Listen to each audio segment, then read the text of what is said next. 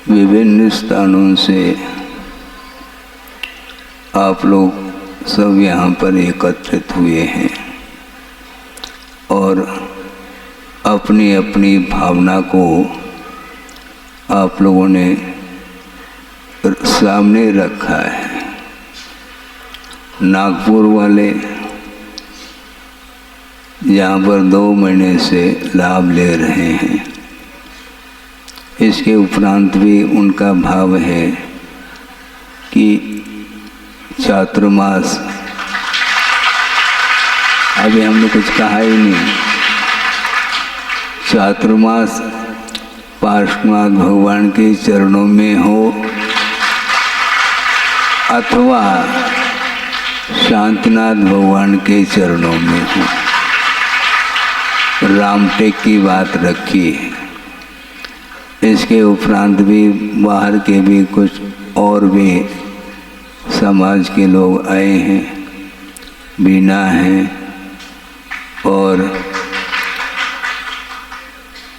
छत्तीसगढ़ में कौन सा है वो, राजिम नवापारा, सब अपने अपने भावों को लेकर के आए हैं और ये निश्चित है चातुर्मास तो होगा, लेकिन कहाँ होगा ये भगवान के केवल ज्ञान में तो है ही।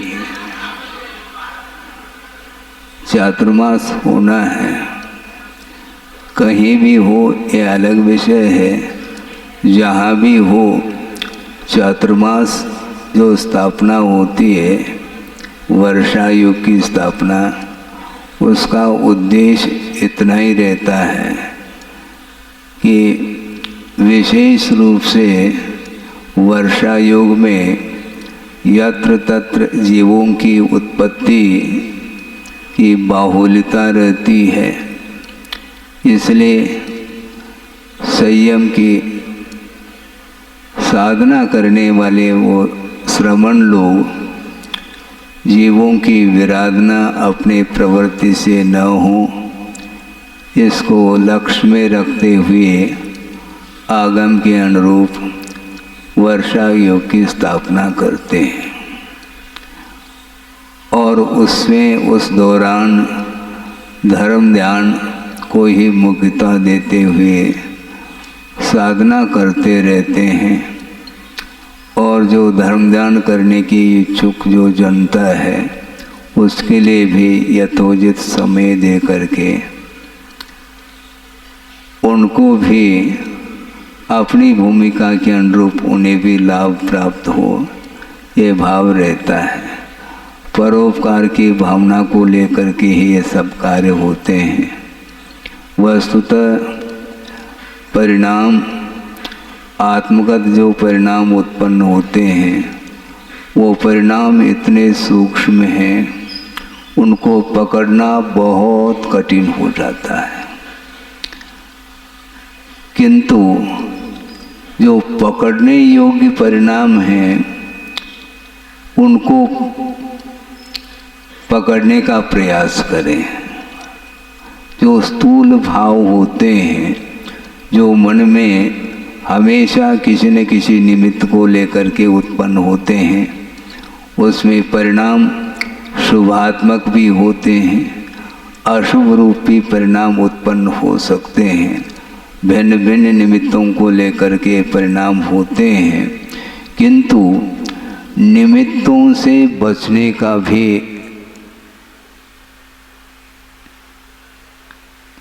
जो बचा जा सकता है, उसमें भी एक सीमा तक ही पुरुषार्थ किया जा सकता है। सीमा के बाहर कोई पुरुषार्थ होता नहीं।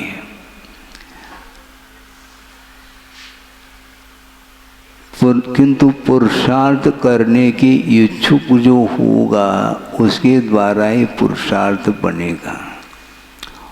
प्रमाद बहुत, एक प्रकार से गुरुदेव ने कहा ये शत्रु है और प्रमाद के माध्यम से कई प्रकार के अनर्थ घटित होते हैं और वह कषाय के उदय में, कर्म के उदय में वह प्रमाद होते हुए भी हम सावधान रहते हैं तो निश्चित रूप से पाप कर्म के बंध से, आश्रव से हम बच सकते हैं। पुरुषार्थ के माध्यम से मोह रूपी शत्रु के ऊपर प्रहार किया जा सकता है। सोचो, विचार करो, छोटे छोटे निमित्तों को लेकर के हम दूसरे के ऊपर तो प्रहार करने के लिए कटिबद्ध होते हैं और वह भयानक रूप लेता चला जाता है, किंतु निरंतर अपने परिणामों के माध्यम से जो कर्म का बंध हो रहा है उस बंध से बचने के लिए हमेशा पार्श्वनाथ भगवान के चरणों में अथवा शांतिनाथ भगवान के चरणों में रहें। और वह शांतिनाथ भगवान रामटेक के भी हो सकते हैं, बोहरीबंद के भी हो सकते हैं, खजुराहो के भी हो सकते हैं। जहाँ जहाँ शांतिनाथ भगवान और जहाँ जहाँ पार्श्वनाथ भगवान हैं उनकी आराधना कहीं भी रह करके हम कर सकते हैं, क्योंकि भगवान को हृदय में बिठाना यही वस्तुतः आराधना है। कोई स्थान विशेष को लेकर के नहीं, कहीं भी रहो किंतु जागृत रहने की बात सामने आती है। कहीं भी रहें किंतु किसी भी वस्तु से हमारा लगाव नहीं होना चाहिए। यदि लगाव होना भी है तो वह भगवान से लगाव रखो। देव शास्त्र गुरु के प्रति समर्पण का भाव लेकर के हम कुछ कार्य करते हैं तो वह किसी भी क्षेत्र में रह कर के करो, किंतु उसमें सफलता निश्चित रूप से मिल सकती है।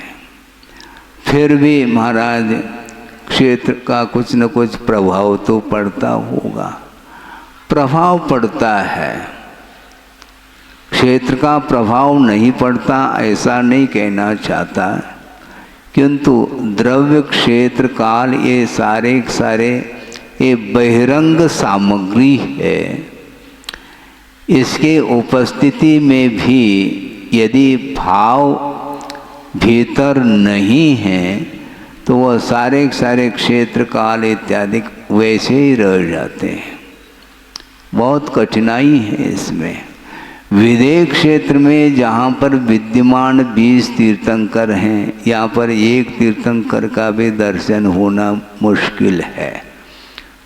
साक्षात भाव निक्षेप की अपेक्षा से दर्शन यहाँ बैठे बैठे संभव नहीं, किंतु जहाँ पर 20 तीर्थंकर विद्यमान है वहाँ पर जो जीव पैदा हो रहे हैं उनका 7 से पुण्य होगा। बिल्कुल ठीक है, इसमें दो मत नहीं है। जिनका उपादान तगड़ा है उनके लिए वह क्षेत्र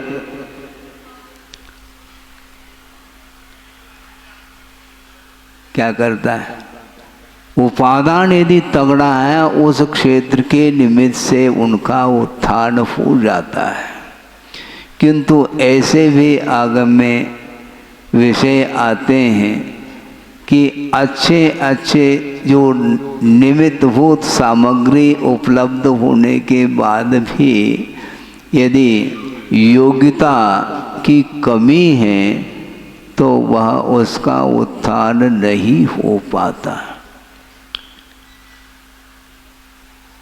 स्वाध्याय आदि के दौरान गुरुदेव ने कई बार कई प्रसंग दिए हैं और उन्होंने यही कहा तो काल क्या करता है। काल तो एक अमूर्त द्रव्य है, वो दिखाई नहीं पड़ता और काल की प्रतीक्षा करने से काम चलने वाला नहीं है। काल के द्वारा नहीं काम होता, काल में काम होता है। समय पर काम होता है किंतु उसके द्वारा नहीं होता, भावों के माध्यम से ही कार्य होता है। भाव जो व्यक्ति उज्जवल बनाने का पुरुषार्थ निरंतर करता है वह पंचम काल में भी बहुत कुछ विकास कर लेता है, और चतुर्थ काल मिलने के उपरांत भी यदि भावों में उज्ज्वलता नहीं आई तो उसका निश्चित पतन है, ऐसा आगमकारों ने कहा है। जिस तिथि के दिन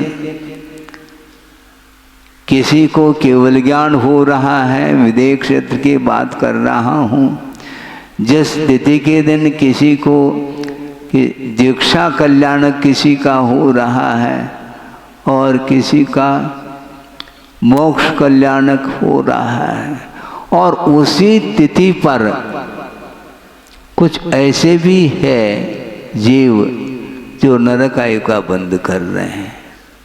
सुन रहे हैं आप?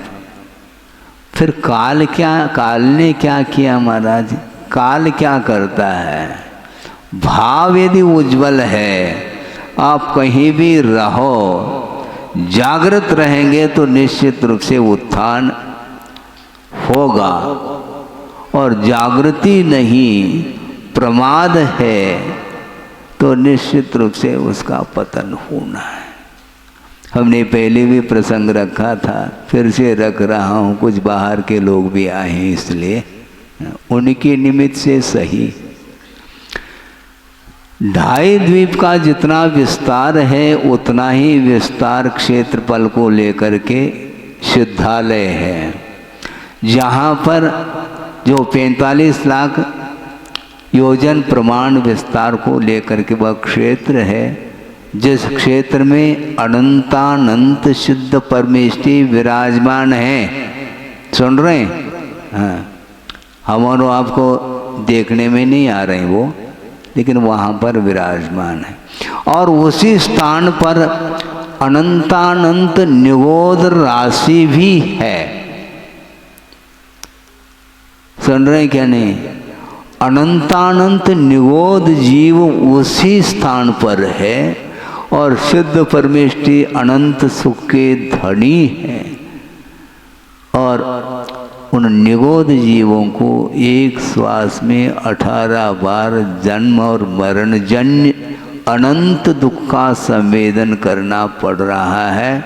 तो ऐसी स्थिति में वह क्षेत्र उनके लिए क्या काम में आ रहा है? कुछ काम में नहीं आता। योग्यता का अभाव है।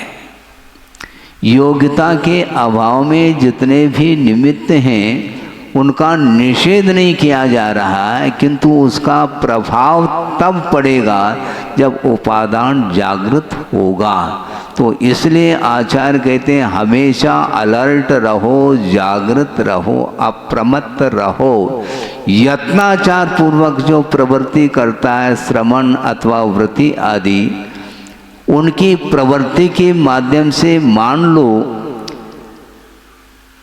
अप्रमत्त होकर के सावधानी के साथ प्रवृत्ति करते हुए भी उनके पैरों तले कुछ ऐसे सूक्ष्म क्षुद्र जंतु आकर के मरण को प्राप्त हो सकते हैं। इसके बावजूद भी बंद उन्हें नहीं हो सकता, क्योंकि वह अलर्ट है। मन वचन काय की जो चेष्टाएं होती हैं संयमी की अथवा वृत्तियों की, वो बहुत सावधानी पूर्वक करते हैं, इसलिए बंद नहीं हो सकता।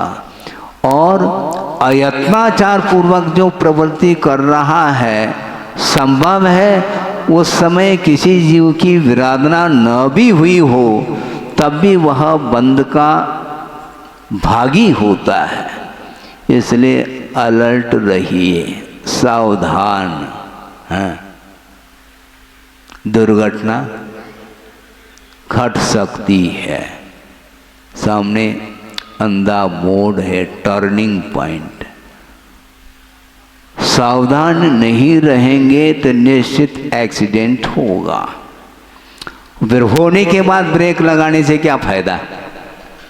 होने के पहले, दुर्घटना होने से पहले यदि मान लो हम सतर्क हैं, सावधान हैं, तो बच सकते हैं। हाँ, इसमें सतर्क रहो, तर्क मत करो। सतर्क अर्थात सावधान, और तर्क जो करता है इसमें भी वह अपना दिमाग लगता है, इसे ऐसा करे तो क्या होगा, ऐसा करे तो क्या होगा। ऐसा नहीं, जो आगम कारण में लिखा है उसके प्रति बिना किसी संदेह उसके ऊपर श्रद्धान करो और यथा योग्य चारित्र का पालन करो, ये कहा गया है। हालांकि वर्तमान में न कोई दीर्घ सहनन है और न तीर्थंकरों का और विशेष साधकों का समागम भी यहाँ पर नहीं प्राप्त हो रहा, ये अलग विषय है। किंतु इसी पंचम कलिकाल में होते हुए भी गुरुदेव ने जो साधना की है वह अद्भुत साधना है। अनंत बार अतीत में चतुर्थ काल मिला होगा, उसके बाद भी निर्वाण का लाभ हुआ क्यों नहीं है? क्योंकि भावों का अभाव रहा है। इसलिए भाव प्रदान ये धर्म है।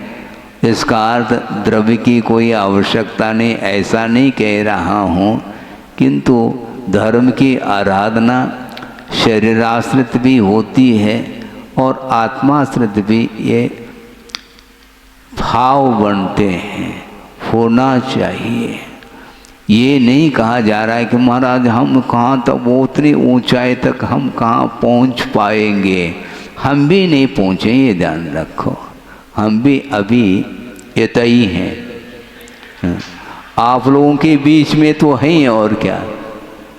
यहाँ की हवा सबको लग रही है, क्योंकि लू तो लगेगी है?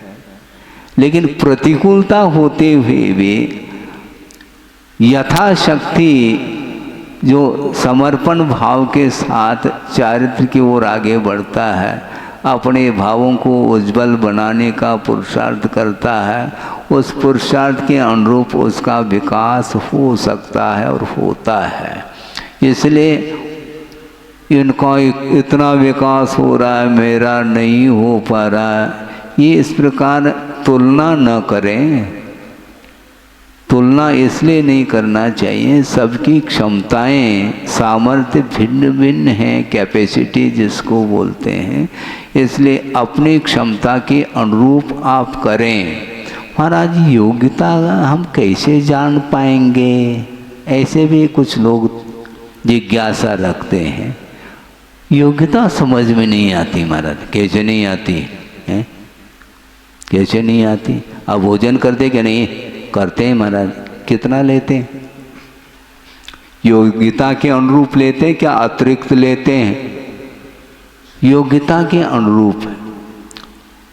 थप्पी लगी है बोरियों की, लेकिन वो सब कुछ एक साथ खाने की क्षमता थोड़ी है। जितनी योग्यता पचाने की है उतना ही लिया जाता। उसी प्रकार मोक्ष मार्ग में धार्मिक क्षेत्र में भी हम जितना कर सकते हैं वो करें, और जो नहीं बनता है तो उसके प्रति श्रद्धान रखें। हमें आज न कल इस भूमिका से और आगे बढ़ना है। इस प्रकार वह आस्था का विषय बनता है।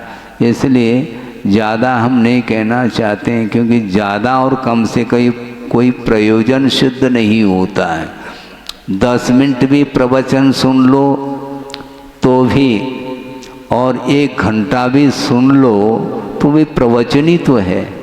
1 घंटा सुन लिया हमने, तो क्या घंटा सुनने से क्या हुआ? घंटा बजाते रहो। घंटा सुनने से क्या, आप 5 मिनट 10 मिनट भी यदि भीग करके सुन रहे हैं तो पुनः सुनने की आवश्यकता नहीं पड़ेगी, ध्यान रखो। हाँ, बार बार सुनने की आवश्यकता जो पड़ रही है तो वह क्यों है? 1 करोड़ जाप कर रहा है कोई, निषेध नहीं कर रहा हूँ, नहीं तो वो भी छोड़ दोगे तुम। बहुत जल्दी शब्द पकड़ लेते हैं आप लोग। 1 करोड़ जाप कर रहा है, मान लो उसको भी मुक्ति नहीं हुई, और मान लो एक माला भी नहीं जप पाया और उसको मुक्ति हो गई। ऐसा संभव नहीं है क्या? माला अर्थात माला नहीं लेना, किंतु एकाग्र चित्त होकर के आराधना उन्होंने की है, किसकी? प्रभु की और गुरु की आराधना, और बिल्कुल आत्मसात हो करके वो लीनता के साथ आराधना की है। तो ज़्यादा करने की आवश्यकता नहीं, समीचीन होना चाहिए। आराधना में यदि समीचीनता है, कम और ज़्यादा से कोई प्रयोजन नहीं, अंतर्मूर्त में ही मुक्ति होगी। महाराज फिर वृषभनाथ को 1000 साल क्यों लग गए महाराज? क्यों लग गए? उन्हीं को पूछो। उस ध्यान तक पहुंचने के लिए पूर्व भूमिका के रूप में 1000 साल उन्हें तप करना पड़ा, और लास्ट में जो ध्यान में लीन हो गए वह अंतर्मूर्त पर्याप्त था। केवल ज्ञान हो जाता है, क्योंकि उनको 1000 साल लग गए और महावीर भगवान को शायद 12 साल लग गए, और बाहुबली 1 साल में। लेकिन सबका ध्यान अंतर्मूर्त के लिए ही लगा है, इसलिए ध्यान से सुनिए। चाहे ज़्यादा देर तक सुनो, चाहे कम समय तक सुनो, उससे प्रयोजन नहीं, किंतु आपका जो लक्ष्य है, जो प्रयोजन है, वह महत्वपूर्ण है। मुझे क्या प्राप्त करना है, यह लक्ष्य माना जाता है। और प्रवचन सुनने के उपरांत भी जिसकी मानसिकता केवल उसी ओर जा रही है, अपने प्रयोजन को ग्रहण करने की ओर जाता है, उतना ही ग्रहण कर लेता है और उसका दुरुपयोग कर लेता है। ऐसा हो भी रहा है। कुंद कुंद का नाम लेते हैं, कुंद कुंद स्वामी ने कहा है महाराज, हाँ ठीक है, अमुक कारिका में, हाँ ठीक है, कुंद कुंद ने मात्र श्लोक नहीं लेके ग्रंथ लिखा, ये जान रखो। पूरा पढ़िए आप, आद्योपांत पढ़ने से ही वह पूर्वा पर जो है भाव क्या है वह सारा सारा सामने आ जाता है। सम्यक दृष्टि के लिए जो निर्जरा होती है उसमें भोग्य सामग्री निमित्त है, ऐसा कुंद कुंद का कहना है। भोग निमित्तम, वो भोग मिंदिये ही दव्वान मचेदनान मिदरानम जम कुणुदि सम्मदिट्ठी तम सवम निर्जर निमित्तम, ऐसा का वो सारा सारा निर्जरा के लिए निमित्त है भोग्य सामग्री। फिर बंद के लिए कौन सा निमित्त, यह प्रश्न खड़ा होता है। जब पंचेंद्रिय के विषयों के भोग से यदि निर्जरा होती है तो कर्म का बंध अथवा आश्रव किसके निमित्त से होगा, बहुत बड़ा प्रश्न खड़ा होता है। तो इसलिए टीकाकारों ने टीका लिखी है, उसको सावधानी के साथ प्रमाद छोड़ करके पढ़िएगा। वहाँ पर उन्होंने स्पष्ट किया है टीकाकारों ने, यहाँ पर जहाँ कहीं भी इस ग्रंथ में सम्यक दर्शन का प्रसंग दिया है तो वहाँ पर किस सम्यक दर्शन को स्वीकार करना, तो आचार्य कहते हैं वीतराग सम्यक दर्शन को स्वीकार किया जाता है।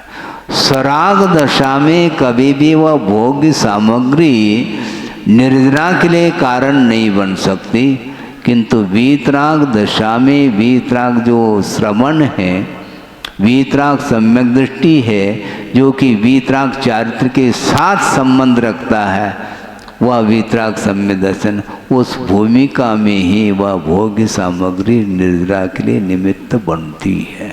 क्योंकि उन पदार्थों की ओर दृष्टि रखते हुए भी उन पदार्थों को भोगने का भाव नहीं रखता, इसको बोलते हैं ज्ञेय और ज्ञायक जब संबंध होता है, केवल पदार्थ सामने आते हुए भी उस पदार्थ का जो ओरिजिनल जो रूप है, जो स्वरूप है, स्वभाव है, उस ओर जब दृष्टि जाती है तो वह पदार्थ निकटवर्ती भी हो तो वह निर्जरा के लिए कारण बनती है। और दूरवर्ती भी पदार्थ है किंतु उसके प्रति राग जागृत हो रहा है तो वही भोग्य सामग्री सराग दशा में बंध के लिए कारण सिद्ध होती है। इस प्रकार काफ़ी विस्तार के साथ यह वर्णन अध्यात्म ग्रंथों में मिलता है। आपका समय हो गया है, आप अपनी अपनी भावना को लेकर के यहाँ पर बैठे हैं, उसको मैं भूल नहीं रहा हूँ, सुन रहा हूँ, आपके भावों को सुन लिया, पढ़ लिया।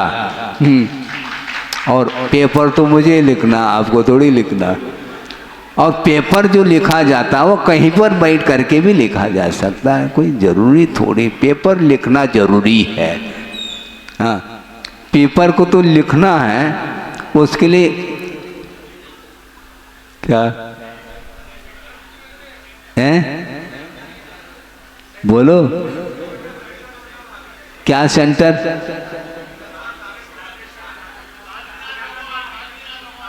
हाँ, अब सेंटर की बात कर रहे हैं, बॉम्बे सेंटर को छोड़ो पहला।